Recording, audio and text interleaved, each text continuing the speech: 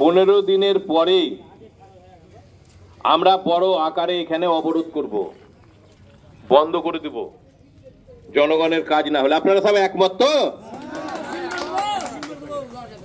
আজকে আমাদের সাদিকপুর গ্রাম পঞ্চায়েতের কাজকর্ম দীর্ঘদিন ধরে বন্ধ হয়ে আছে, মানুষ কোনো পরিষেবা পাচ্ছে না।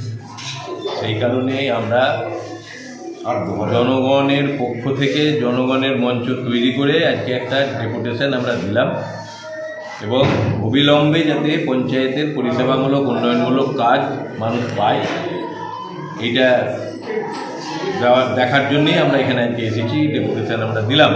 পাশাপাশি ডেথ ওয়ারি সার্টিফিকেট নেয় তাদের জন্যে কিছু পয়সা করি নেওয়া হয় একটা পঞ্চায়েত থেকে। আমরা সেটাও বলেছি যে যাতে এই ধরনের কোনো পয়সা না নেওয়া হয়। আমরা বললো যে আমরা এটা আগামী দিনে নেব না। আর একটা আমরা বিষয়, পশ্চিমবঙ্গ সরকার একটা সিদ্ধান্ত করেছে যে এখন থেকে ডেথ সার্টিফিকেট নিতে গেলে এই এমবিবিএস মানে রেজিস্ট্রেশন নাম্বার যাদের আছে এমবিবিএস বা ওই ধরনের ডাক্তার, তাদের একটা সার্টিফিকেট লাগবে, ডেথ সার্টিফিকেট।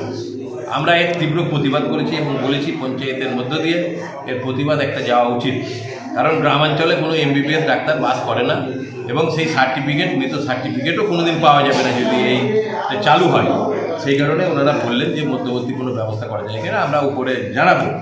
পাশাপাশি আমরা বললাম যে চাষিরা, প্রকৃত যারা চাষি, তারা মিনিকিট পাচ্ছে না চাষবাস। এই মিনিকিট যাতে প্রকৃত চাষির হাতে যায় সেই ব্যবস্থা করতে হবে, এটা আমাদের দাবির মধ্যে দিয়ে আমরা তুলে ধরেছি। এবং দীর্ঘদিন ধরে দুটো জল ট্যাঙ্কি এখানে পরিশুদ্ধ পানীয় জলের জন্য, মানে সুজিপাড়া বদনা তিনটে, সেইটা চলে না। পাইপ লাইন হয়ে আছে, জল ট্যাঙ্কি হয়ে আছে, লোক নিয়োগ হয়ে আছে, কিন্তু জল পাওয়া যায় না। অতি সত্বর যাতে এটা চালু করা যায় তার জন্য আপনাদেরকে উদ্যোগ নিতে হবে। রাস্তাঘাট এবং অন্যান্য বিষয় যেগুলো আছে, লাইট, সমস্তটাই কাজকর্ম করতে হবে। যদি অচলাবস্থার সৃষ্টি হয় আগামী দিনে আমরা কিন্তু আরও বড় ধরনের আন্দোলনে যাব। বাংলা টুডে নাও।